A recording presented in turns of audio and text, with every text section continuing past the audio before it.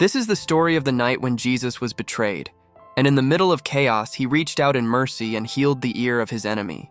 The Garden of Gethsemane was quiet only moments before.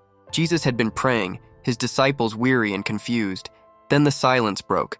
The flicker of torches appeared at the edge of the trees. A crowd approached, carrying swords, clubs, and lanterns. At the front was Judas, one of the 12, leading them to the place where Jesus prayed. The air was heavy with fear. The disciples, unsure of what was about to happen, drew close around Jesus. The mob came nearer, and with a kiss, Judas betrayed him. Soldiers stepped forward to seize him. In the confusion, hearts raced. One of the disciples could not contain his anger. He drew a sword and struck out wildly. His blade found its mark, cutting the ear of Malchus, the servant of the high priest. In an instant, the garden erupted in panic. Shouts filled the air. The glow of torches lit the terrified faces of soldiers and followers alike. But then everything stopped. Jesus did not run. He did not call for his disciples to fight. Instead, he stepped forward in calm authority. His hand reached for the wounded man.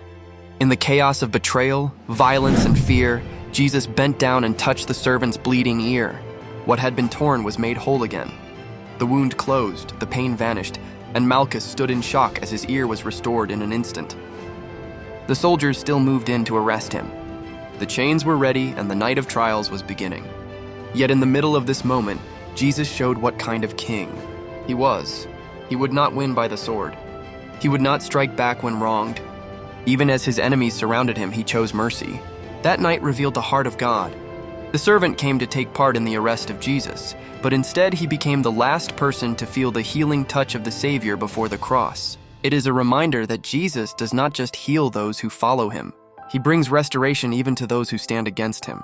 His power is not used for destruction, but for life, and his mercy shines brightest in the darkest moments. The garden was filled with betrayal, fear, and violence. Yet in the middle of it all, Jesus showed compassion.